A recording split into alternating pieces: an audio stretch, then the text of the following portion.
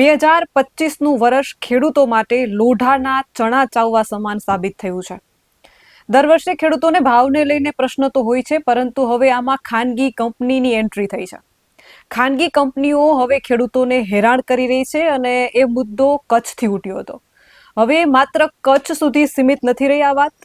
મોરબીના હળવદના વિસ્તારમાં પણ ખેડૂતો આપઘાત સુધી ઉતરી આવ્યા છે અને ખાનગી કંપની આ હદ સુધી જે છે દમન પણ ગુજારી રહી છે. આજે ખાસ ચર્ચા કરવાની છે પ્રાઇવેટ વીજ કંપનીઓ જે ખેડૂતો ઉપર હેરાનગતિ કરી રહી છે એના વિશે. નમસ્કાર, આપનું સ્વાગત છે BS9 TV ન્યૂઝ ઉપર અને હું છું આપની સાથે કાજલ સુવા.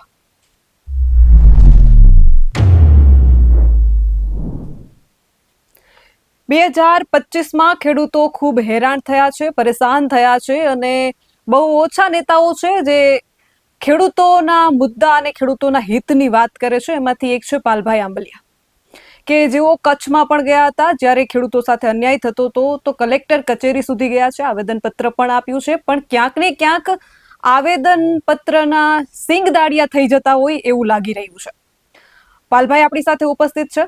સર્વપ્રથમ તો પાલભાઈ, તમારું ખૂબ ખૂબ સ્વાગત છે.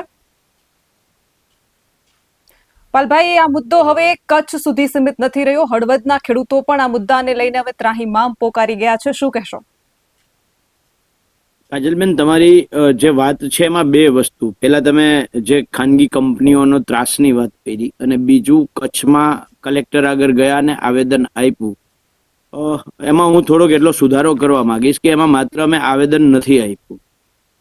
ત્યારે અમે કલેક્ટરને આ વિન્ડ ફાર્મ જે કંપનીઓ છે, જે શું કહેવાય, વિન્ડ દ્વારા પાવર જનરેટ થતો હોય કે સોલાર દ્વારા પાવર જનરેટ થતો હોય, એટલે એ જે જનરેટ થયેલો પાવર વીજ લાઇનના માધ્યમથી જ્યારે લઈ જવામાં આવે છે ત્યારે કલેક્ટર સાથે 1 કલાકની ચર્ચા કરી હતી અને 1 કલાકની ચર્ચામાં કલેક્ટરને સવાલોની આમ શું કહેવાય વરસાદ કરેલો છે અને મારા ફેસબુક લાઈવમાં 19 તારીખનો એ વિડીયો પણ અવેલેબલ છે.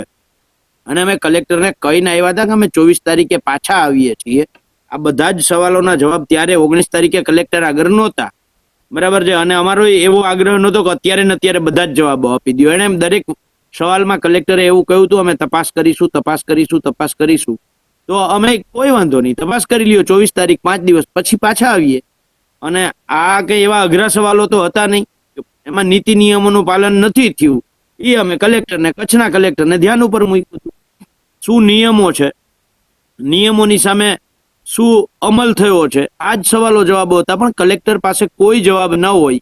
એ 24 તારીખની જે અમે મુદત એને આપી હતી એ મુદતે અમે ગયા ત્યારે કલેક્ટર રજા ઉપર જતા રહ્યા હતા. એટલે માત્ર આવેદન આપી અને સિંગ ચણા ખાવા માટે ઉપયોગમાં આવે એવી રીતે નહીં, કલેક્ટરને રજા ઉપર ઉતરી જવું પડ્યું. ત્યાં સુધીની અમે લડાઈ કરેલી છે બેન. હવે જે તમે આ હળવદ વાળી વાત કરી એના ઉપર આવું, એની પહેલા થોડુંક પૂર્વ ભૂમિકા બાંધું. શું કામ આ પ્રશ્નો હવે ઉભા થાય છે? છેલ્લા 7-8 વર્ષમાં સરકારે પહેલા જેટલી સરકારી ખરાબાઓ હતા, આ સરકારી ખરાબાઓ વિન્ડફાર્મ કંપનીઓને આપી દીધા. આ વિન્ડફાર્મ કંપનીઓ બેફામ થઈ અને ત્યારે ખેડૂતોના ખેતરમાં જબરજસ્તીથી વાહનો કાઢવાના, તાર કાઢવાના આ પ્રશ્નો નાના મોટા હતા. પણ એ જે વિન્ડફાર્મો હવે પાવર જનરેટ કરે છે અને કચ્છની અંદર જેવી રીતે અદાણી હોય, અંબાણી હોય, એને આખું કચ્છનું રણ જે છે એ લગભગ અડધું પોણું કચ્છનું રણ આ વિન્ડફાર્મ કંપનીઓને, સોલાર કંપનીઓને સરકારે આપી દીધું છે. એના કારણે જે પાવર જનરેટ થવાનો છે એ પાવર અહીંયાથી ચાલુ કરીએ તો છેક મહારાષ્ટ્ર, મધ્યપ્રદેશ, આમ દિલ્હી, રાજસ્થાન બધામાં આ પાવર ત્યાં પહોંચાડવાનો છે. એટલે લાઈનો પસાર થવાની છે બેન. હવે એ લાઈનો જ્યારે કચ્છમાંથી સૌથી વધારે પ્રોડક્શન કચ્છ છે, બીજા નંબરે દ્વારકા જિલ્લો છે, બરાબર છે. તો આ જે પ્રોડક્શન થશે, આ પ્રોડક્શન લઈને જે જવાનું છે, એટલે વીજ વહન જે કરવાની છે, એમાં અત્યારે હજી 7-8 લાઈનોને મંજૂરી મળી છે. આવનારા દિવસો છે આનાથી વધારે ગંભીર થવાના, કારણ કે અત્યાર સુધીમાં જે લાઈન નીકળી, જે મોટામાં મોટી લાઈન 765 કેવીની લાઈન, હવે પછી 800 કેવીની લાઈને આવવાની છે, 1200 કેવીની એ લાઈન આવવાની. એટલે આનાથી એ હેવી લાઈનો નીકળવાની છે. હવે આ જ્યારે હેવી લાઈનો નીકળે છે ત્યારે ખેડૂતો જે કહે, અથવા તો કચ્છના ખેડૂતોની જે લડાઈ હતી કે હળવદના ખેડૂતોની જે માંગ છે એ છે અત્યારે જ, હમણાં આપણે આ ડિબેટ ચાલુ કરી ને એની પહેલા કચ્છમાં લાકડિયા કરીને ગામ છે, એની બાજુમાં ના જ ગામમાં એક નટવરસિંહ જાડેજાનો મને ફોન હતો. એને કહ્યું, પાલભાઈ અમારે ત્યાં થાંભલો તો ઊભો થઈ ગયો, હજી સુધી અમને 1 રૂપિયો વળતર આપ્યું નથી. બેન, હું તમને નટવરભાઈનો નંબરે આપીશ અને એની ડિટેલ આપીશ, તમે એમની સાથે વાત કરી અને તમે એમની ચર્ચા કરજો. થાંભલો ઊભો થઈ ગયો, પૈસા નથી આપ્યા. એ ભાઈએ અનેક લેખિત રજૂઆતો કરી. છેલ્લે ત્યાંના ધારાસભ્યને કહ્યું, ધારાસભ્યએ સંકલન સમિતિમાં પ્રશ્ન ઉઠાવ્યો તો જવાબ આપ્યો કે અમારા કંપનીના અધિકારી બીમાર હતા, એટલે 4-5 દિવસની અંદર ખેડૂતને પૈસા મળી જાય. હવે 4-5 દિવસમાં ધારાસભ્યને સંકલન સમિતિમાં જે જવાબ આપ્યો છે એ આજે 3 મહિના થયા છે, હજી સુધી એને પૈસા મળ્યા નથી. હમણાં જ મને નટવરસિંહનો ફોન હતો, જ્યારે તમે મને ફોન કર્યો વેઇટિંગમાં આવતો હતો ત્યારે એની સાથે જ મારે વાત ચાલતી. એટલે જોયા જેવું એ છે કે આજ દી સુધી હાલતું હતું. હવે અમે અને જયેશભાઈએ કચ્છમાં જઈ અને જે કલેક્ટરને નિયમોથી બાંધ્યા, નિયમોથી પકડ્યા અને નિયમો જે એની સામે મૂક્યા, એનાથી ખેડૂતોમાં પણ જાગૃતિ આવી. ખેડૂતો પણ પ્રશ્ન પૂછતા થયા કે ભાઈ 67 મીટરનો કોરિડોર છે તો એની બહાર તમે શું કામ કરો છો? ચલો અમે કાયદાને માનીએ, કાયદાને માથે ચડાવીએ. તો 67 મીટરની કલેક્ટરે છૂટ આપી, એની બહાર અમારે આખા ખેતરને હું કામ ખૂંદો છો? તમારે થાંભલો ઊભો કરવો છે તો એમાં 52 બાય 52 ચોરસ મીટરની કલેક્ટરે મંજૂરી આપી છે. 53મા મીટરમાં તમારે જો એક પાનું એ મૂકવું હોય ને તો અહીંયા ખેડૂતની મંજૂરી લેવી પડે. તો આ કેમ નથી થતું? એટલે આ જે સવાલો અમે ઊભા કર્યા એનાથી ખેડૂતો એ થોડાક જાગૃત થયા. અમને કહેતા અમે કરી દીધા એવું, પણ જાગૃત થયા, નિયમોની ખબર પડી અને એ પ્રશ્ન પૂછતા થયા. કચ્છમાં આ જ રીતે હાલતું હતું. સવારમાં ખેડૂતોને ડિટેન થવાનું, સાંજે છોડી મૂકવાના, ડિટેન થવાનું, છોડી મૂકવાના. કચ્છના કેટલાય ખેડૂતોએ ફોન કરીને કહ્યું કે તમે જે કલેક્ટરોમાં સવાલો પૂછ્યા, જે નિયમો કયા, આ નિયમોને તમને હવે ખબર પડે છે. બેન, તમને જાણીને આશ્ચર્ય થશે, કચ્છમાં નોટિસ આપી છે 1885ના ટેલિગ્રાફ એક્ટ મુજબ. હળવદમાં જે ખેડૂતો, મારે એક પણ ખેડૂત સાથે વાત નથી થઈ, પણ તેમ છતાંય હું ગેરંટીથી કહું છું, કલેક્ટરે નોટિસ આપી છે 1885ના ટેલિગ્રાફ એક્ટ મુજબ, 2003ના ઇલેક્ટ્રિસિટી એક્ટ મુજબ, અને વળતર આપે છે 2024ના રાજ્ય સરકારના પરિપત્ર મુજબ. આ કેવી રીતે શક્ય છે? જે કાયદાથી તમે નોટિસ આપી એ જ કાયદાથી વળતર આપો ને. એના માટે રાજ્ય સરકારની નીતિ પહેલા તો સમજવા જેવી છે. હળવદના ખેડૂતોનો જે પ્રશ્ન જે સમજીએ એની પહેલા રાજ્ય સરકારની નીતિ સમજીએ કે રાજ્ય સરકારે આ તમામ કાયદાઓ 1885ના ટેલિગ્રાફ એક્ટની માથે, એનાથી ઉપરવટ જઈને, 2003ના ઇલેક્ટ્રિસિટી એક્ટની ઉપરવટ જઈને અને 2013ના જમીન સંપાદનના કાયદાના જે વળતરની જોગવાઈઓ છે એની ઉપરવટ જઈને રાજ્ય સરકારે પરિપત્રો કરી દીધા. એ પરિપત્રો 2017માં એવો કર્યો કે ટોટલ જે કોરિડોરની જમીન આવે એની જંત્રીના ભાવે કિંમત નક્કી કરવાની, અને એ જંત્રીના ભાવે જે કિંમત આવે ટોટલ સરવાળો થાય એના 7.5% ખેડૂતને આપવાની. એમાં ખૂબ અમે લડ્યા. એ ખૂબ લડાઈ પછી સરકારે 7.5ના 15% કર્યા. આજની તારીખમાં છેલ્લો જે રાજ્ય સરકારનો પરિપત્ર છે 2024નો, એ પરિપત્ર મુજબ એ કોરિડોરની કુલ અમાઉન્ટ થાય એના 25% જ ખેડૂતને મળવાના છે. હવે કાયદો એમ કહે છે કે ખેડૂતને ઓછામાં ઓછું નુકસાન ને વધારેમાં વધારે વળતર મળવું જોઈએ. તો નુકસાની અમારું ગણો તો અમારા ખેતરમાંથી જ્યારે લાઈન નીકળે છે તો એનો લાઈફ ટાઈમ કિંમત ઘટે છે. એને થવાનું નથી. અહીંયા મકાન બનાવી શકવાના નથી, અહીંયા ગોડાઉન કરી શકવાના નથી, અહીંયા અમે બાગાયતી પાક કરી શકવાના નથી. તો એ જે કિંમત ઘટે છે એ ઘટતી કિંમત અમને તમારે આપવાની છે એમ કાયદો કહે છે. 1885નો ટેલિગ્રાફ જેના આધારે તમે અમને નોટિસ આપી છે એ 2003નો ઇલેક્ટ્રિસિટી એક્ટ અને આ બંને કાયદાને 2013ના જમીન સંપાદનના કાયદાની અંદર સમાવેશ કર્યો છે. તો અમને બજાર કિંમત, જંત્રી કિંમત નહીં, બજાર કિંમતનું 4 ગણું મળવું જોઈએ. ચલો તમે એ મુજબ નથી આપતા તો કેન્દ્ર સરકારની 2025ની એસઓપી છે, એ એસઓપી મુજબ અમને અમારી જમીનની વેલ્યુ નક્કી કરવા માટે વેલ્યુઅર કમિટી નીમવાની છૂટ અમે કેન્દ્ર સરકારની 2025ની ગાઈડલાઈન આપે છે. કેમ તમે વેલ્યુઅર કમિટી અમારી નથી નીમતા? હમણાં જ રાજસ્થાન સરકારની 2025ની એસઓપી ગાઈડલાઈન એવી છે કે બજાર કિંમતે એની ખેડૂતની જમીનની કિંમત ગણવાની ને એનાથી 400% કોમર્શિયલ રેટ કાઉન્ટ કરીને 400% જે વળતર છે એ ખેડૂતને આપવાનું. તો રાજસ્થાન સરકાર જો આવી પોલિસી કરી શકે, કેન્દ્ર સરકાર આવું શું કામ કોરિડોરના માત્ર 25% કોરિડોરની કિંમતે, જંત્રીની કિંમતે નક્કી કરવાની? એટલે મૂળ લડાઈ એ છે કે જે નોટિસ કાયદા મુજબ તમે આપો છો એ જ કાયદા મુજબ અમારું વળતર નક્કી કરો. તો આ કાયદાઓ તો એમ કહે છે કે મિનિમમ ડેમેજ મેક્સિમમ કમ્પન્સેશન, ઓછામાં ઓછું નુકસાન વધારેમાં વધારે વળતર. એટલે આ જ્યારે સરકાર કંપનીઓના ફાયદા માટે કાયદાથી ઉપરવટ જઈને પરિપત્રો કર્યા છે, એટલે આ બધા ઘર્ષણ થાય છે. એટલે ઘર્ષણના મૂળમાં સરકાર પોતે છે. એટલે હળવદમાં જે થયું હોય કે વાંઢિયામાં જે થયું છે, એ મૂળ પ્રશ્ન ત્યાં આવીને ઊભો છે કે જે ખેડૂતને જે કાયદાથી તમે નોટિસ આપો છો એ જ કાયદાએ વળતરની વ્યાખ્યા નક્કી કરી છે. મિનિમમ ડેમેજ મેક્સિમમ કમ્પન્સેશન, ઓછામાં ઓછું નુકસાન વધારેમાં વધારે વળતર, આ કાયદો કહે છે. તો તમે પરિપત્રને શું કામ આગળ કર્યો? એટલે મૂળ લડાઈ કાજલબેન જે છે એ આ ગુજરાત સરકારની નીતિ કંપનીઓ માટે થઈ અને પરિપત્રો કાયદાથી ઉપરવટ કર્યા છે. કાયદો વિધાનસભામાં પસાર થયો છે, કાયદો લોકસભામાં પસાર થયો છે, જનપ્રતિનિધિઓએ સાથે મળીને કાયદો બનાવ્યો છે. પરિપત્ર કોણ કરે છે? કે સરકારમાં બેઠેલો સચિવ. ક્યાંય વિધાનસભામાં જનતાના પ્રતિનિધિઓની વચ્ચેથી આ પરિપત્ર પસાર નથી થયો. અને બંધારણ એમ કહે છે કે કાયદાના સરળીકરણ, કાયદાને સમજવાના સરળીકરણ માટે પરિપત્ર હોય, કાયદાની ઉપરવટ પરિપત્ર ના હોય. પણ આ સરકારે ખેડૂતોના ભોગે કંપનીઓને ફાયદો કરાવવા માટે પરિપત્રો કર્યા છે. અને આ તમામ પરિપત્રો છે એ ખેડૂત વિરોધી છે. અને એટલે આ બધા જ ઘર્ષણો થાય છે. બેન જીપાલભાઈ, એક સિક્કાની બે બાજુ જેવી વાત છે આ.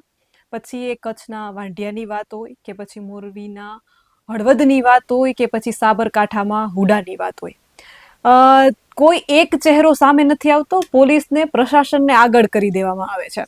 રક્ષક જ ભક્ષક બને એવી સ્થિતિ જોવા મળી. એ કચ્છના વાંઢિયામાં પણ આપણે જોયું છે અને હળવદમાં પણ 2 દિવસ પહેલા જોયું. અને એક જાગૃત ખેડૂતના દીકરા તરીકે, એક નેતા તરીકે તમે 5-6 દિવસ પહેલા જ BS9ની ટીમની મુલાકાત લીધી હતી અને આપણે ઇન્ટરવ્યુ પણ કર્યું હતું. અને ત્યારે તમે કીધું હતું કે ક્યાંક ને ક્યાંક બેન ખેડૂતમાં જ એકતા નથી. જ્યાં સુધી બાજુવાળાના ખેતરમાં થાંભલો ન ખોડાય અને પોતાના ખેતરમાં થાંભલો ન આવે ત્યાં સુધી ખેડૂત જાગૃત નથી થતો. અને 2 દિવસ પહેલા જ આ ઘટના હળવદમાં બની અને ખેડૂત જાગૃત થયા, આપઘાત સુધીનો મામલો ગયો.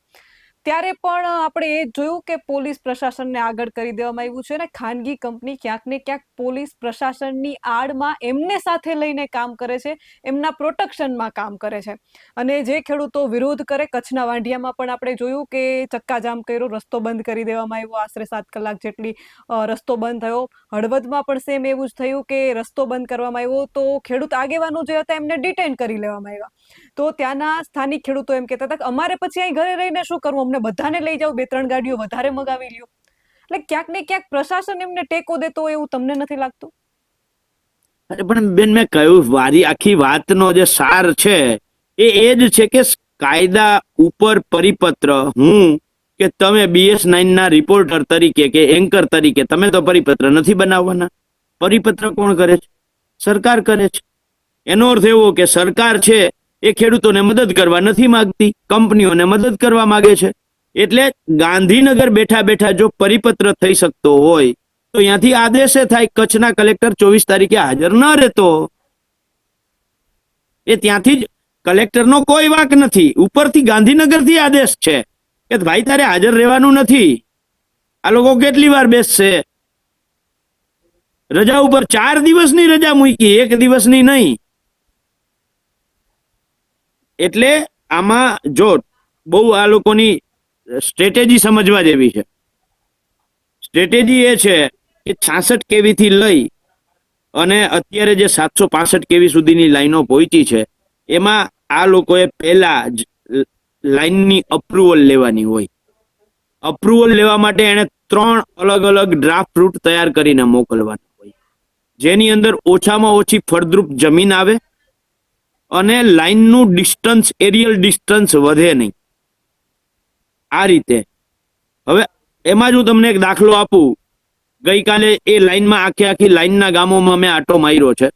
જામનગરના નવાગામ, ડેરા શિકારી, પીપળી, બાલંભડીથી જે ચાલુ કરીએ તો આ બાજુ છેલ્લે માળિયા તાલુકા સુધી એ લાઈન આખી તમે જોવું ને તો એ દરિયા કિનારે કાઢી હગાય એમ.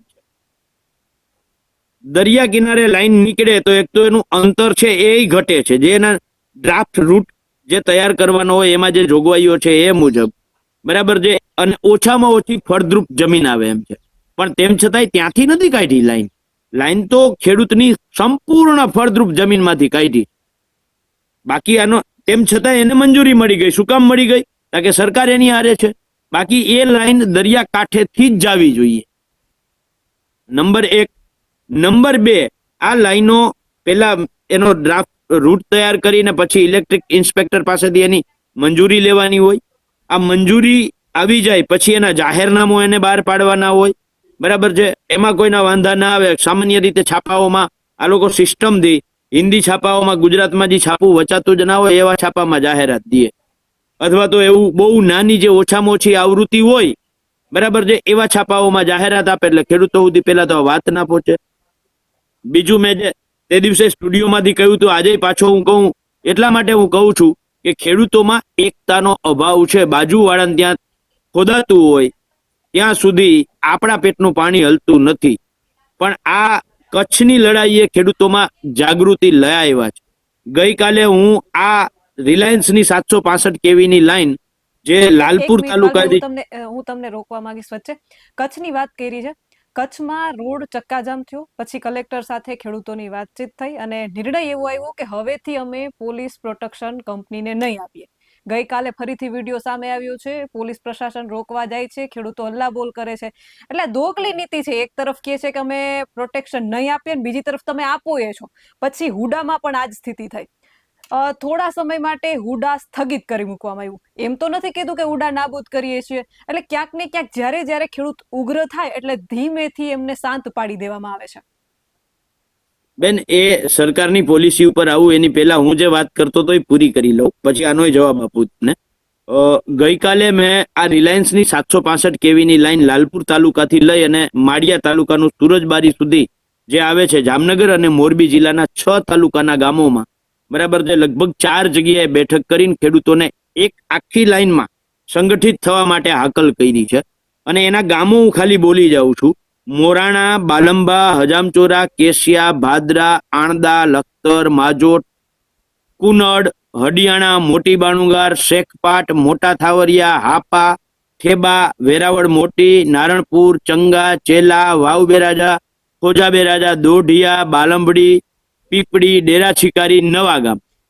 આ છેલ્લું છે એ લાલપુર તાલુકાનું ગામ છે. અને પહેલાથી જ્યાંથી શરૂઆત કરી એ લગભગ જોડિયા તાલુકાના ગામ છે. એનાથી આગળના ગામો જે છે એ હું ઉતાવળમાં, આપણે હમણાં જ જે વાત થઈ પછી લખતો હતો એટલે લખવાના રહી ગયા છે.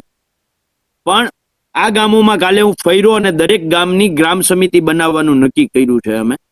અને આખી લાઈનમાં દરેક તાલુકાની એક કમિટી અને જરૂર પડે ત્યારે આખા જિલ્લાની કમિટી. એવી જ રીતે બીજી એક લાઈન નીકળે છે 765 કેવીની, જે હળવદની બાજુમાં સાપકડા ગામ છે. ધાવણા અને સાપકડા જે બુટ ભવાની મંદિરની આજુબાજુમાં પાલસણા અને ભલગામડા જે આવે છે ત્યાં, બરાબર છે, ત્યાંથી 765. આ મેં પહેલા કહ્યું એ રિલાયન્સની હતી.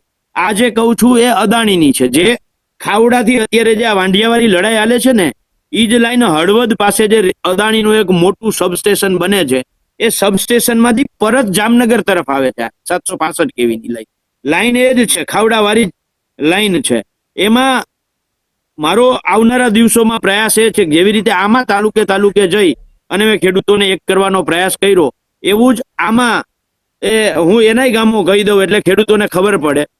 ધાવણા, સાપકડા, પાલસણા, ભલગામડા, દીઘડિયા, કરશનગઢ, રામપર, ખેતરડી અને મથકની વચ્ચેથી નીકળે છે. એક બાજુ ખેતરડી ગામ આવે છે, બીજી બાજુ મથક, એની વચ્ચેથી આ નીકળે છે. શિવપુર અને ઓલ બે અલગ અલગ ગામ છે. એ બે ગામ એક બાજુ રહીએ છે, સમથેરવા અને ઓલની વચ્ચેથી આ લાઈન નીકળે છે. એવી રીતે વીરપુર અને વરદસુરની વચ્ચેથી નીકળે છે. લકડધાર અને આણંદપરની વચ્ચેથી નીકળે છે. ધુવા અને જેતપરડાની વચ્ચેથી આ લાઈન નીકળે છે. પાંચસિયા અને વાંકિયાની વચ્ચેથી આ લાઈન નીકળવાની છે. નવાગામ અને સજ્જનપરની વચ્ચેથી આ લાઈન નીકળશે. હળમતિયા અને કોઠારિયા એની વચ્ચેથી આ લાઈન નીકળે છે. અમરપરમાંથી આવે છે. જબલપર અને ભૂતકોતડાની વચ્ચેથી સરાયા સાવડી એક બાજુ અને બીજી બાજુ જયનગરની વચ્ચેથી આ લાઈન નીકળવાની છે. દેવળિયા ઓટલા એક તરફ અને એક તરફ વીરવાવ એની વચ્ચેથી આ લાઈન નીકળવાની છે.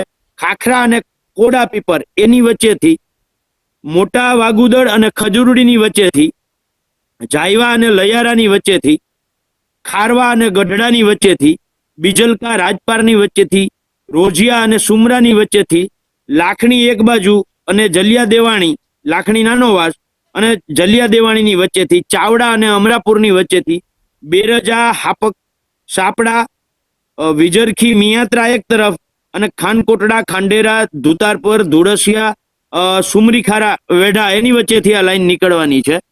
હર્ષદપુર અને નાઘુના એક બાજુ અને બીજી તરફ ડાંઢા, સરપાદર અને ખાનકોટડા એની વચ્ચેથી આ લાઈન નીકળવાની છે. બાવરિયા એક તરફ, હરિપર અને ચંગા બીજી બાજુ. આ રીતે જે ગામોની વચ્ચેથી સીમમાંથી લાઈન નીકળવાની છે ત્યાં સુધીનો મેં અભ્યાસ કરી લીધો છે કે આ લાઈનનો રૂટ ક્યાં હોઈ શકે. એટલે આ રીતે આ લાઈન પસાર થવાની છે. આ ગામમાં, આ તાલુકાઓના ગામોમાં પણ જેવી રીતે મેં પેલા રિલાયન્સની લાઈનમાં આખો દિવસ આપ્યો એમ આમાં વિસ્તાર લાંબો છે.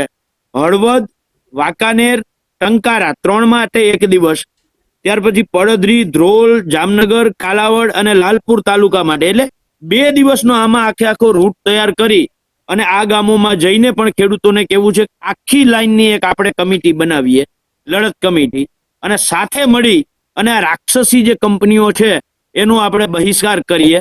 અને એના માટે હમણાં જ મેં ફેસબુક લાઈવ થઈને મારો નંબર જાહેર કર્યો છું. તમારા પ્લેટફોર્મથી પણ નંબર કહી દઉં, 99 242 52 499. આ બંને લાઈનોના ખેડૂતોને આમાં જ્યાં સાથ સહકારની જરૂર હોય ત્યાં અમારી આવવાની તૈયારી છે. તમે સંગઠિત થાવ, પહેલું આ છે. સંગઠિત હઈશું તો લડાઈ કરી શકશું. એટલે આ બંને લાઈનોના જે ગામો બોલ્યો છું એ ગામોમાંથી કોઈ ખેડૂતોને નાના મોટા માર્ગદર્શનની જરૂર હોય તો સંપર્ક કરજો. ફરીથી નંબર કહું છું, 99 242 52 499. બરાબર છે. જેટલી મદદ થશે એટલી અમે મદદ કરવા પણ તૈયાર છીએ. પણ આગ્રહ મારો એ છે કે આ બે લાઈનના ખેડૂતોનું આખું એક સંગઠન બને અને સામૂહિક રીતે આ બંને લાઈનોમાં આપણે ભેગા થઈ અને લડાઈ કરીએ. હવે બેન વાત આવે છે તમારા પ્રશ્નની અને સરકારની પોલિસીની કે દરેક જગ્યાએ પોલીસને આગળ કરવાની. બહુ એવું લાગે કે ઉગ્ર થઈ ગયું છે તો ધીરેકથી નાની મોટી બાહેંધરી આપવાની, ખેડૂતોના રોષને ટાઢો પાડવાનો અને પછી કોણ તમે ને કોણ અમે. બેન, કચ્છવાળું આંદોલન પાછળથી મને ખેડૂતોના ફોન આવ્યા છે. સાચું ખોટું ભગવાન જાણે. અમુક ત્યાં મેસેજ પણ વાયરલ થયા છે કે ખેડૂતોની માગણી છે એ 38,000 પર પોલ, નાનામાં નાનો જે પોલ છે 38,000 ની, સોરી 38 લાખ, 38 લાખની માગણી અમારી જે છે એ અમને આ ભારતીય કિસાન સંઘ ભાજપની ભગીની સંસ્થા એન્ટર થઈ એટલે સમજાવી અને પેલા 28 લાખે લઈ આવ્યા, પછી 25 લાખે લઈ આવ્યા અને 25 લાખે આવ્યા પછી આ આખી જે લડાઈ અમારી લડાઈ તો ચાલુ જ હતી, મજબૂતાઈથી. બરાબર છે. પણ પછી આંદોલન મજબૂત થાય તો ખેડૂતોની માંગ છે એ ઓછી થાય કે વધે, આવું એ મેસેજમાં હું તમને પણ મેસેજ મોકલીશ. બરાબર છે. તો એ ત્યાં 20 લાખની માગણી કોણે કરી આવ્યું કલેક્ટર આગળ કે ખેડૂતોને એક પોલ? અમારી તો છેલ્લી માંગ જે સમજૂતી હતી એ અમારી 25 લાખની હતી. તો આ 20 લાખની માંગ કોણ મૂકી આવ્યું કલેક્ટર આગળ કે ખેડૂતોને 20 લાખ આપી દો? આવો અમારો સોદો કરનાર કોણ? એટલે આ એ સમજવાની જરૂર છે કે બેન, કુલડીમાં ગોળ ભાંગવા વાળા લોકો તો આંદોલન નથી કરતા ને. સરકારની નીતિ કાયમી આ રહી છે કે એમાં પોતાના 5-15 માણસોને એડજસ્ટ કરે, આખું આંદોલન લીડ કરે, અને એ લીડ કરે ત્યારે પોલીસ કોઈની અટકે ના કરે. જોયા જેવું એ છે. સરકારના મળતિયા જ્યારે આંદોલનને લીડ કરે ત્યારે કોઈની અટક ના કરે, કોઈને ઉપાડે નહીં. એને જેમ કરવું હોય, રસ્તો બંધ કરવો હોય તો કરી દો. નેશનલ રાજ્ય ધોરીમાર્ગ નહીં, જિલ્લા ધોરીમાર્ગ નહીં, રાષ્ટ્રીય ધોરીમાર્ગ અને કચ્છનું પ્રવેશ દ્વાર 7 કલાક બંધ રહ્યું, પણ ત્યાં ના કલેક્ટર કઈ બોલ્યો, ના એસપી કઈ, નહીતર એ ખેડૂતોને એના ખેતરમાં તો દૂર, બાજુવાળાના ખેતરમાં કોઈ દી નહોતા જવા દેતા. પણ ભાજપની ભગીની સંસ્થા આંદોલન કરે છે એટલે એમાં કઈ નહીં કહેવાનું. કારણ કે એ જ ખેડૂતોનો ગાડીઓ કરી નાખવાના છે, સરકારને ખબર છે. અને જે મેસેજ આવ્યો છે 20 લાખની માંગ મૂકી છે, એ તો ગાડીઓ જ કર્યો છે. ખેડૂતોને ખબર નથી કે અમારી છેલ્લી માંગ 25 લાખની હતી, ત્યાંથી 20 લાખે કોણે પહોંચાડી દીધું. વાસ્તવિકતા તો 38 લાખ ખેડૂતોએ ચાલુ કર્યું હતું. એટલે આ સરકારની સિસ્ટમમાં આવા માણસો અને આવી સંસ્થાઓ પણ છે કે એ સંસ્થાઓને અંદર નાખે, આંદોલનને મજબૂત કરે અને પછી ધીરેકથી ખબર ના પડે એવી રીતે ખેડૂતો ખતમ થઈ જાય. નંબર 1. નંબર 2, એ વિદ્યાર્થીઓનું આંદોલન હોય, આશા વર્કર આંગણવાડી બહેનોનું આંદોલન હોય, પેપર ફૂટવાના આંદોલનો તમે જોયા છે, ફિક્સ પગાર કોન્ટ્રાક્ટ બેઝ કર્મચારીઓના આંદોલન જોયા છે, નિવૃત્ત આર્મી મેનના જવાનોના તમે આંદોલન જોયા છે. આ દરેક આંદોલનમાં તમે જોજો, સરકારને એવું લાગે કે આંદોલન મજબૂત થયું છે તો કમિટીને બોલાવે પહેલા તો, અને કમિટી સામે એવી માંગ મૂકે એટલે ડેલિગેશનને 5, 15, 25 જણાનું ડેલિગેશન આવે. આમ તો એનો આગ્રહ એવો જ હોય કે 5 જ જણા આવે કે 6 જણા આવે કે 7 જણા આવે. 25 જણાનો તો ડેલિગેશન હજી સુધી સરકારે કોઈને બોલાવ્યા જ નથી. બરાબર છે. એની સામે એવી માંગ મૂકે કે એમાંથી ડેલિગેશનના 2 ભાગ પડી જાય કે હું આમ કહેતો હતો, તું આમ કહેતો હતો. એટલે ટેબલ ટોક જે છે એ ટેબલ ટોક ઉપર સરકાર છે એ આંદોલનને પરાસ્ત કરી દે. પછી જે પોલીસ છે, પહેલા પોલીસે સંઘર્ષ તો કર્યો છે. પોલીસને તો આ સરકાર દિવાલની જેમ ઉપયોગ કરે છે, પોલીસને વચ્ચે દિવાલની જેમ ઉભી રાખી દે એટલે સરકાર ઉપર કોઈ ઊની આંચ ના આવે. વચ્ચે દરેક આંદોલનોમાં જોજો પોલીસ જ વચ્ચે ઊભી છે. મારો આ સવાલ જ એ છે પાલભાઈ કે કોઈ ચહેરો સામે નથી આવતો, પોલીસને આગળ કરી દેવામાં આવે છે. હા, પોલીસને જ આગળ કરી દેવાની છે. અને મેં આજથી 1 વર્ષ પહેલા મહીસાગરમાં જ્યારે પેલા કલેક્ટર બેને SC ST અને OBC વિશે અને માલધારીઓ વિશે જે શબ્દો ઉચ્ચાર્યા હતા, ત્યારે મેં એક ટીવી ચેનલમાં ઇન્ટરવ્યુમાં મેં કહ્યું હતું કે આ સરકાર છે એ આંદોલનકારીઓથી ડરે છે એટલે ક્યાંય સામે ડાયરેક્ટ પોતે આવતી જ નથી. બરાબર છે. એ કાં તો અધિકારીઓને ઉપયોગ કરે છે અથવા તો પોલીસ અને પ્રશાસનનો ઉપયોગ કરે છે, અને એને સરકાર અને આંદોલનકારીઓની વચ્ચે દિવાલની જેમ ઊભા કરી દીધી. સરકાર ક્યાંય કરતા ક્યાંય ડાયરેક્ટ સામે ન આવે, આ બંનેની વચ્ચે સામસામે ભીડવી દે છે. સાબરકાંઠામાં હુડાને લઈને પણ ક્યાંક ને ક્યાંક આવી જ પરિસ્થિતિ થઈ છે. 11 ગામના લોકો જાગૃત થયા, ખૂબ મોટી સંખ્યામાં એકતા પણ જોવા મળી, અને 11 ગામના 8,000 લોકો જે મિસકોલથી ભાજપમાં જોડાયા હતા, એમણે ભાજપમાં 20 તારીખે આવતીકાલે રાજીનામું આપવાની જાહેરાત કરી, અને તરત જ જે 11 ગામના લોકો હુડો આંદોલન માટે લડી રહ્યા હતા, સીધું જ એવું બહાર પડે છે કે હવેથી હુડો સ્થગિત કરવામાં આવે છે. અને મીડિયામાં પણ જાહેરાતો આવી જાય છે કે ખેડૂતોમાં આનંદની લાગણી છે કે હુડો હવેથી થોડા ટાઈમ માટે સ્થગિત કર્યું છે. એટલે ક્યાંક ને ક્યાંક હકીકત તો એવી છે કે જીત ખેડૂતોની ત્યારે થઈ કહેવાય કે જો હુડોને રદ કરવામાં આવ્યું હોય, પરંતુ સ્થગિત એટલે આનો મતલબ ચોખ્ખો એમ કે હજુ એ બેવડી નીતિ છે. બેન, આ સરકાર હંમેશા આજ કરતી આવી છે. જ્યારે એના ઉપર પ્રશ્ન ઉભો થાય ત્યારે સ્થગિત કરી દે. હું આને પહેલા 2018ની અમારી જમીન માપણીની લડાઈનું કહું. 2018માં જ્યારે જમીન માપણીની લડાઈ ટોપ ઉપર પહોંચી ત્યારે સરકારે 12,000 ગામોનું પ્રમોલ્ગેશન, એટલે કે માપણી થઈ ગઈ હતી એને માન્યતા આપવી, એને પ્રમોલ્ગેશન કહેવાય. 12,000 ગામોને પ્રમોલ્ગેશન કરી દીધું હતું. 6,000 ગામો એવા હતા કે માપણી થઈ હતી પણ પ્રમોલ્ગેશન એટલે કે એનો જે અંગૂઠો આપવાનો હોય, બરાબર છે, એ નહોતો આપ્યો. એટલે પ્રમોલ્ગેશન એ લડાઈમાં ત્યારે સરકારે શબ્દ વાપર્યો કે અત્યારે અમે આને સ્થગિત કરીએ છીએ.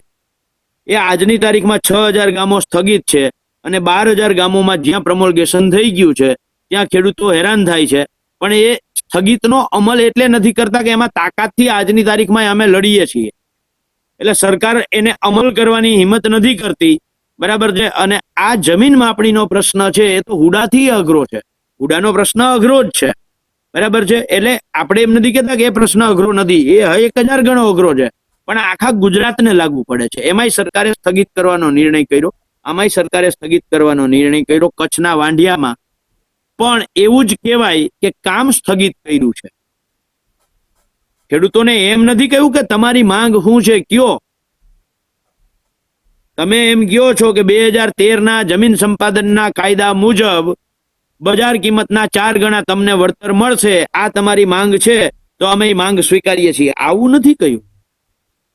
તમે કેન્દ્ર સરકારની 2025ની ગાઈડલાઈન મુજબ દરેક ખેડૂતને વેલ્યુઅર કમિટી નીમવાની છૂટ આપવામાં આવશે, આ તમારી માંગ છે, એનો અમે અમલ કરીએ છીએ. આવું નથી કહ્યું બેન. ખાલી એવું કહ્યું છે કે કંપનીને અમે કોઈ પોલીસ પ્રોટેક્શન નહીં આપીએ અને જ્યાં સુધી આનો નિર્ણય ન આવે ત્યાં સુધી કામ નહીં કરે.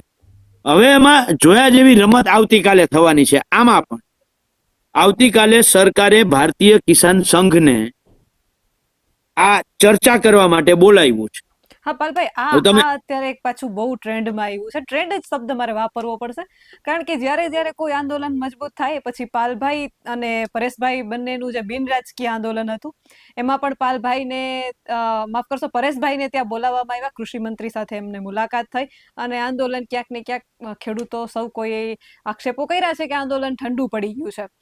આપના નેતા કચ્છમાં ગયા, ઈશુદાનભાઈ હતા, અને થોડા સમય પછી જ કૃષિ મંત્રીને મળ્યા, એટલા આનંદથી ભેટ્યા. કોઈ વિરોધ નથી, પણ વાત એમ છે કે એક બાજુ વિરોધ થાય છે ને બીજી બાજુ ક્યાંક ને ક્યાંક તમે કઈ દ્રષ્ટિથી જોઈ રહ્યા છો આ વસ્તુને? બેન, હું મારી વાત જે કરતો તો એ જ કરવામાં છું. મારે જવાબ પાસેથી આ વાતનો જવાબ ચોક્કસથી મારે તમારી પાસેથી જોઈએ છે, કારણ કે ક્યાંક ને ક્યાંક બેઠક માટે બોલાવવામાં આવે તો નિર્ણય આવવો જોઈએ ને નિર્ણય શા માટે નથી આવતો? હું મારી પહેલા જે વાત કરતો તો એ વાત કરી લઉં. આનાથી એ મહત્વની છે, કારણ કે એ આખી વીજ પોલિસી ઉપર સરકારે એક આખા ગુજરાતમાંથી, ચલો હું રાજકીય પક્ષના ખેડૂત સંગઠનનો પ્રમુખ છું, મન ના બોલાવ્યો. આપમાંથી રાજકીય પક્ષના આગેવાનને ન બોલાવ્યા. કિસાન સભા એ રાજકીય પક્ષનું ખેડૂત સંગઠન છે, ના બોલાવ્યું. પણ એના સિવાય 70 થી 80 ખેડૂત સંગઠનો રજીસ્ટર છે. અને આખી આ વીજ લાઈનમાં જેને સૌથી વધારે ખબર છે, હું એમ કહું છું કે રાજ્યના ઉર્જા મંત્રીના સચિવને નિયમોની ખબર છે ને એનાથી વધારે જેને ખબર છે એવા જયેશભાઈ પટેલ, ગુજરાત ખેડૂત સમાજના પ્રમુખ, બરાબર છે, એને તમે કેમ ના બોલાવ્યા? આમાં માત્ર ભારતીય કિસાન સંઘને જ શું કામ બોલાવો છો? તમારે જ્યારે આખા ગુજરાતની વીજ પોલિસી બાબતે ચર્ચા કરવી છે ખેડૂત સંગઠનો સાથે, તો તમારી ભાજપની ભગીની સંસ્થા ભારતીય કિસાન સંઘ એની એક જ હારે ચર્ચા શું કામ કરો છો? ગુજરાતના તમામ ખેડૂત સંગઠનોને બોલાવો ને. હું તો કહું કે રાજકીય પક્ષોના ખેડૂત સંગઠનો નહીં બોલાવો, પણ અમને હું આ વાત મૂકું અને ત્યારે એવું થાય કે પાલભાઈ જવું તું એટલે કે ચલો અમને ના બોલાવો, પણ 80 ખેડૂત સંગઠનો બિન રાજકીય છે, રજીસ્ટર્ડ છે, એને તો બોલાવો. એનું કામ નથી બોલાવતા? એની પાસેથી માર્ગદર્શન શું કામ નથી લેતા? એટલે ક્યાંક ને ક્યાંક નક્કી થાય છે કુરડીમાં ગોળ ભાંગવા માટે, અને સરકાર ભારતીય કિસાન સંઘને જ આમંત્રણ આપે છે. તો સ્વાભાવિક છે કે ભારતીય કિસાન સંઘ તો ભાજપની ભગીની સંસ્થા છે.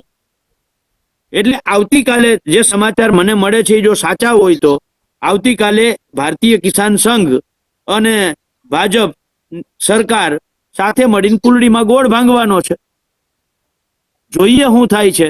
આશા રાખીએ કે રાજસ્થાન સરકારે જે એસઓપી બહાર પાડી એના મુજબ 2013ના જમીન સંપાદનના કાયદા મુજબ આ લોકો સાથે મળી અને નિર્ણય કરશે. હવે વાત જે તમારો પ્રશ્ન છે એ, જીતુભાઈ વાઘાણીને નથી પરેશભાઈ ભેગો હું મળવા ગયો કે નથી ઈશુદાનભાઈ ભેગો હું મળવા ગયો. મેં જે બંનેમાં સાંભળ્યું છે એમાં ઈશુદાનભાઈ હોય કે ગોપાલભાઈ હોય એ વાત કરે છે, એમાં કચ્છના ખેડૂતોની કોઈ વાત ચર્ચા સામે આવતી નથી. એ જેટલી વારનો એ વિડીયો છે એમાં, અથવા તો ખેડૂતોની 10-11 જે માંગો લઈને ગયા એ માંગોની ત્યાં ચર્ચા થતા મેં જોઈ નથી. કરી હોય ત્યાં એનો જવાબ આવો આવશે, મને ખબર છે કે અહીંયા મળ્યા, અહીંયા કઈ થોડી જાહેરમાં ચર્ચા કરવાની હોય, એના માટે મુખ્યમંત્રીને મળ્યા. એટલે આપણે એમાં પડવું નથી બેન, બરાબર છે. એ એનો વિષય છે, એને જે કંઈ રજૂઆતો કરી હોય, પણ મને એટલી ખબર છે એમાં જમીન માપણીનો જ નથી. મારા ધ્યાનમાં જે માંગો મેં સાંભળી છે, લેખિત મારા આગળ આવ્યું નથી એટલે હું કહી ના હગું. બરાબર છે. સૌથી પીડાદાયક જો ગુજરાતના ખેડૂતોનો પ્રશ્ન હોય તો એ જમીન માપણીનો જ છે. અને 2016-17 થી 2019-20 સુધીમાં લગભગ 35 થી 40 હજાર કરોડનો પાક વીમો ખવાઈ ગયો. એ પાક વીમાના પત્રક 1, 2, 3, 4 નો પ નથી કે પાક વીમાના પત્રકો જાહેર કરે સરકાર, આવી માંગ કરતું કોઈ વાત નથી એમાં મારા ધ્યાનમાં આવી. મેં જેટલા આગેવાનોને સાંભળ્યા છે એમાં, બરાબર છે. એટલે એમાં મારે કોઈ ડિટેલમાં વધારે પડવું નથી, બરાબર છે, અને જવું નથી. આપણે આશા રાખીએ કે સરકાર એની વાત સાંભળી અને ગુજરાતના ખેડૂતોનું દેવું માફ કરી દે. આપણે ભલે ને એની વાત સાંભળી નહીં, દેવું માફ કરી દઈએ.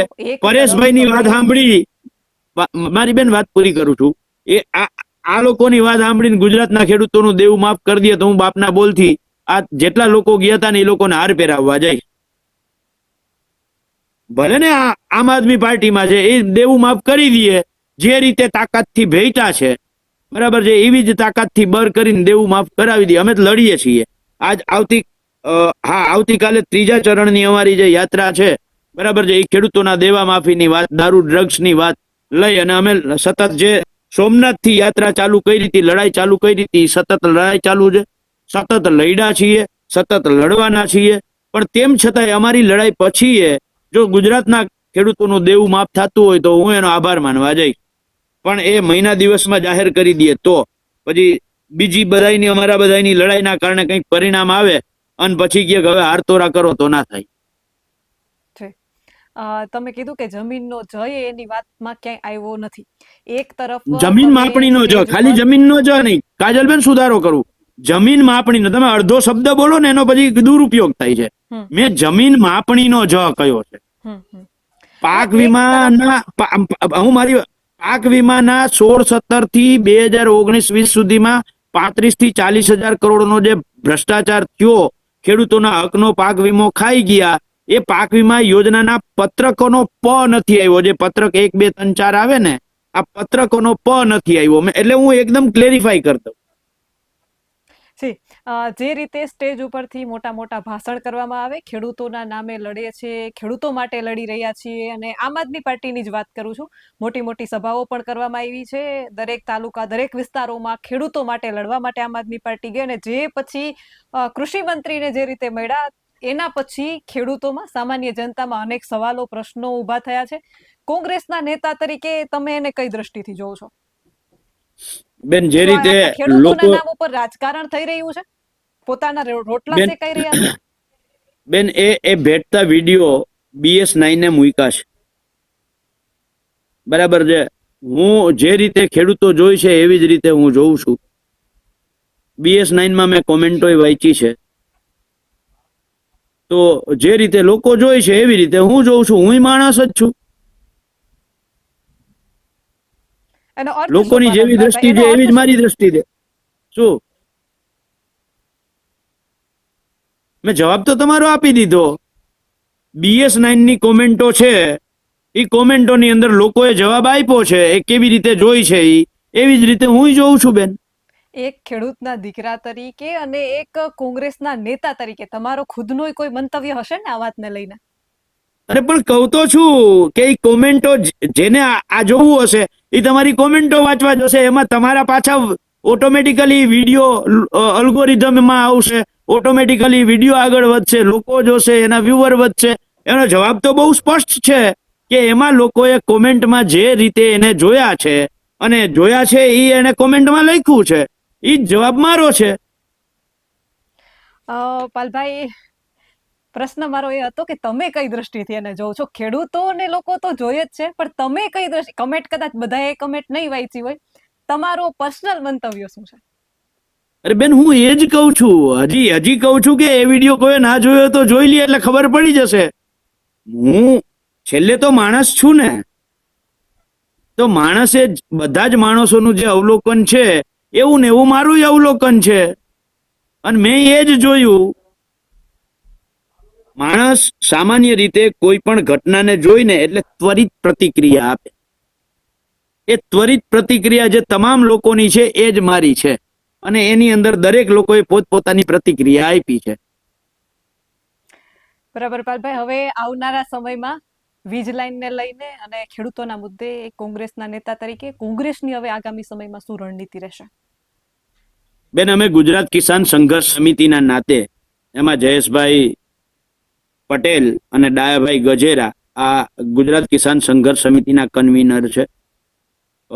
એના સિવાય અરુણભાઈ મહેતા હોય, મહેશભાઈ રાજકોટિયા હોય, હેમંતભાઈ વીરડા હોય, સંદીપભાઈ પટેલ હોય, આ તમામ લોકો અમે પોલિસીએ બનાવી છે ને એના ભાગરૂપે જ ગઈકાલે મેં આખી એક લાઈનના સવારથી લઈ અને રાતના 9 વાગ્યા સુધી આ અલગ અલગ 4 સ્થળો નક્કી કર્યા હતા, ત્યાં મીટિંગ કરી છે. હું 21, 22, 23 3 દિવસની શિબિર છે. આવતીકાલે મારી દીકરી રાજકોટ ભણે છે અને મળવા જવાની તારીખ છે. એટલે 23 તારીખ સુધી તો હું આમાંથી મારા જ જે કામો છે એમાંથી ફ્રી નથી, પણ 24 તારીખ પછી મારી ગણતરી એવી છે કે આ બીજી લાઈન જે મેં કહી, સાપકડાથી ચાલુ કરી અને વિજકથી મિયાત્રા થઈ અને છેલ્લે અહીંયા ચંગા હરિપર બાવરિયા પાસે જે આવે છે, આ અદાણી લાઈન ઉપર આખા 2 દિવસ કાઢવા પડે તો 2 દિવસ કાઢી અને પેલા ખેડૂતોને સંગઠિત કરવા છે. હજી જાહેરનામું આવ્યું છે, કંપનીઓ ખેતરમાં નિશાન કરવા આવે છે. અમુક ગામોમાં હળવદ ને એ બાજુ આ લોકોએ કામ ચાલુ કર્યું છે, બરાબર છે. તો એ કલેક્ટરને જ્યાં નોટિસ આવે ત્યાં ખેડૂતોને આ વખતે અમારી એટલી માનસિક તૈયારી છે મારી જયેશભાઈની કે ખેડૂતોને કલેક્ટરમાં જવાબ શું રજૂ કરવો ને એ તૈયાર કરીને આપ. જે ગામની અંદર ખેડૂતોને નોટિસ આવે કે તમારા ખેતરમાં થાંભલા આવે છે, આ તારીખે હાજર થજો ને તમારો જવાબ રજૂ કરજો, તો ત્યારે ખેડૂતોએ કોઈ વકીલ ન રોકવો પડે અને સંપૂર્ણ માહિતીસભર જવાબ તૈયાર કરી અને દરેક ખેડૂતને એ જવાબ તૈયાર કરીને કલેક્ટરમાં શું જવાબ રજૂ કરવો, આ જવાબે અમે લખીને આપવા સુધીના અમારા પ્રયત્નો અમે કરીશું. એવું અત્યારે અમે નક્કી કર્યું છે, પછી અમે કેટલું એમાં સફળ થઈએ એ જોયા જેવું છે. પણ પહેલો પ્રયાસ એ છે કે સંગઠિત થઈશું તો જે ગામમાં નોટિસ આવી ગામની અમને ખબર પડશે તો ખેડૂતોને કહેશું જવાબ મોકલીએ છીએ તૈયાર. જો અમારી પાસે સંગઠન હશે તો ક્યાં ગામની અંદર પોલ આવ્યો, માની લો કે આ હળવદની જ ઘટના બની, તો જે ગામમાં આવ્યું તો આસપાસના ગામના ખેડૂતોને તાત્કાલિક મેસેજ કરીએ કે XYZ ગામની અંદર આ કામ ચાલુ થયું છે તો પહોંચો ત્યાં. તો આખું સંગઠન તૈયાર હશે તો આપણે આ કરી શકશું. માની લો કે કલેક્ટર પાસે જવાનું થયું તો આખા તાલુકાને આખા જિલ્લાને જો સાંકળવો હોય તો આપણે સાંકળી શકશું. એટલે એના માટે પેલા સંગઠન જરૂરી છે અને એના પ્રયાસો અત્યારે અમે ચાલુ કર્યા છે. મહેશભાઈ રાજકોટિયા છે એ ટંકારામાં અત્યારે કામ કરે છે. શકીલભાઈ પીરજાદા છે એ વાંકાનેર જિલ્લાની અંદર કામ કરે છે. રતનસિંહ ડોડિયા ને ટીમ હળવદ જિલ્લાની અંદર ખેડૂતોને સંગઠિત કરવાનું અત્યારે કામ કરે છે. એટલે આખું અમે અત્યારે 1 by 1 દરેક તાલુકાની, માની લ્યો કે આ બાજુમાં જીવણભાઈ ને સંદીપ ને એ લોકોને અમે જવાબદારી આપી છે તો એ લોકો કામ કરે છે. એટલે અમે આખા તાલુકામાં પણ જવાબદારીઓનું વિતરણ કરી અને આખી લાઈનનું બંને લાઈનોમાં સંગઠન કેવી રીતે થાય અને હારે સુરેન્દ્રનગરમાં જે આગળ આ લાઈન વધે છે વાંઢિયાવાડી લાઈન, એ મોરબીના માળિયા તાલુકામાંથી, મોરબી તાલુકામાંથી અને સુરેન્દ્રનગરના જિલ્લામાં જ્યાં પ્રવેશે છે ત્યાં પણ આખી ટીમને અમે કામે લગાડવાના છીએ. એટલે એક હારે જ્યાં આ લાઈનો નીકળે છે એમાં આખું સંગઠન બનાવીને સામૂહિક રીતે લડાઈ થાય એવા પ્રયાસો અત્યારે અમે ચાલુ કર્યા છીએ. દ્વારકાધીશ શક્તિ આપે અને અમે જે વિચારી રાખ્યું છે એ કરવામાં સફળ થઈએ એવી દ્વારકાધીશ પાસે પ્રાર્થના કરું છું. જીપાલભાઈ, BS9 TV ન્યૂઝ સાથે જોડાવા બદલ આપનો ખૂબ ખૂબ આભાર. ખેડૂતોની મુદ્દે પાલભાઈ સાથે આપણે ચર્ચા કરી છે અને ખેડૂતોની વાત હોય તો જગતના તાતની જે હેરાનગતિ છે, વારંવાર કહું છું ને આજે પણ કહું છું, એ પ્રશ્ન માત્ર કોઈ એક વ્યક્તિનો નથી. ખેડૂતનો જ્યારે પ્રશ્ન આવે છે એ તમારો મારો સૌનો પ્રશ્ન છે. એટલા માટે સૌનો પ્રશ્ન છે કે ખેડૂતે પકવેલું અનાજ જે ખેડૂત નથી એ લોકોએ ખાય છે. તો જ્યારે ખેડૂતો ઉપર પ્રશ્ન આવે ત્યારે એકત્રિત થવાની માત્ર ખેડૂતોને જરૂર નથી, સામાન્ય જનતાને પણ ખેડૂત માટે અવાજ ઉઠાવવાની એટલી જ જરૂર છે. કારણ કે તમારી થાળીમાં જે જીરા રાઈસ આવે છે, જે શાકભાજી તમારા ઘરે પહોંચે છે, એ ખેડૂતના ખેતરમાંથી પાકીને જ આવ્યું છે. અને ખેડૂતોને જ્યારે જ્યારે ભાવ ઓછા મળે છે ત્યારે માત્ર એ ખેડૂતના હૃદયની વરાળ નથી હોતી, ગૃહિણીઓનું બજેટ ખોરવાઈ જાય એ ઘરે બેસીને કહેવું બહુ સહેલી વાત છે, પરંતુ 4 મહિના એ ખેડૂતના ખેતરમાં જઈ અને મહેનત કરીને અનાજ કઈ રીતે પાકે છે એ જોવું ત્યારે તમને ખબર પડે. આવા જ વધુ અહેવાલ સાથે મળતા રહીશું. તમે અમારી યુટ્યુબ ચેનલને સબસ્ક્રાઇબ કરવાનું અને અમને ફેસબુક અને ઇન્સ્ટાગ્રામ પર ફોલો કરવાનું ચૂકશો નહીં. બાકી અવનવી અપડેટ મેળવવા માટે આપ જોતા રહો BS9 TV ન્યૂઝ. જય જવાન, જય કિસાન.